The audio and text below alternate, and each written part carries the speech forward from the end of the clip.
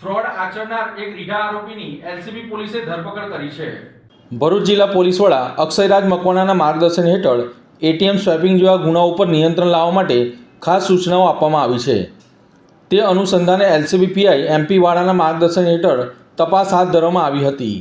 તપાસ દરમિયાન બહાર આવ્યું હતું કે આરોપી મોટી ઉંમરના લોકોને એટીએમ ચલાવવામાં મદદ કરવાના બહાને તેમનો પિન જાણી લેતો અને ત્યારબાદ એટીએમ કાર્ડ બદલી અન્ય એટીએમમાંથી રૂપિયા ઉપાડી લેતો હતો।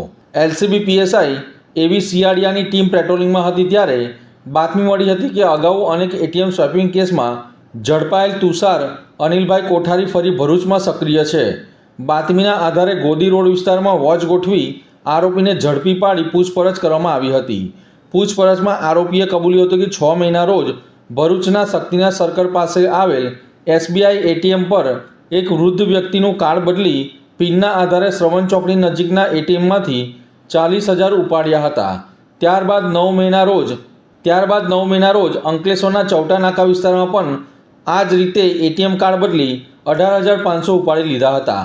આરોપીએ વધુમાં જણાવ્યું હતું કે ઉપાડેલી રકમ પૈકી 32,500 રૂપિયા જૂના કેસના સમાધાન માટે વકીલને આપ્યા હતા, જ્યારે બાકીના રૂપિયા ઓનલાઈન જુગારમાં વાપર્યા હતા।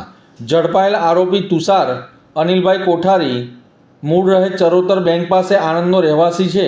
તેની સામે ગુજરાતમાં અનેક જિલ્લાઓ ઉપરાંત મહારાષ્ટ્રમાં પણ ઠગાઈ, ચોરી, એટીએમ સ્વેપિંગ અને આઈટી હેઠળ કુલ 47 જેટલા ગુનાઓ નોંધાયેલા હોવાનું પોલીસ તપાસમાં સામે આવ્યું છે। પોલીસે આરોપી વિરુદ્ધ સંબંધિત કલમો હેઠળ કાર્યવાહી કરી વધુ તપાસ માટે ભરૂચ શહેર એ ડિવિઝન પોલીસ સ્ટેશનને સોંપ્યો છે।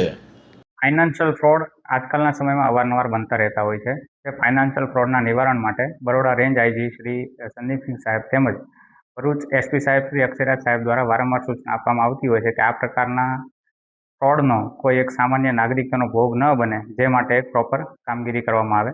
ત્યારે તાજેતરમાં જ આ પ્રકારના ફાઇનાન્શિયલ ફ્રોડ એટલે કે એટીએમમાં જે સિનિયર સિટીઝનો જ્યારે એટીએમથી પૈસા ઉપાડવા જતા હોય છે ત્યારે ત્યાંના અજાણ્યા ઈસમો દ્વારા મદદ કરવા માટે આવે છે અને જે અજાણ્યા ઈસમો એ એટીએમ કાર્ડ લઈ અને એટીએમ કાર્ડને બદલી નાખતા હોય છે અને બદલીને ત્યારબાદ તેનો પાસવર્ડ પણ જાણી લેતા હોય છે અને ત્યારબાદ જે છે તે બીજા એટીએમમાં જઈને પૈસા ઉપાડી લેતા હોય છે। આમ સિનિયર સિટીઝન છે તેને પૈસા ખોવાનો વારો આવતો હોય છે।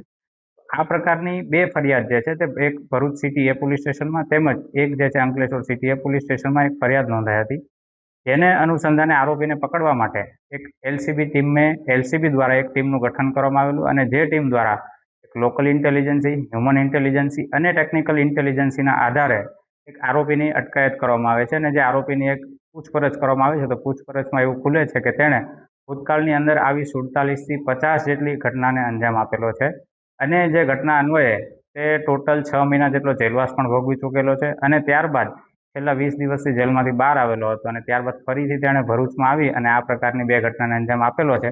પરંતુ હાલ જે છે તે આરોપી અત્યારે પોલીસની અટકમાં છે।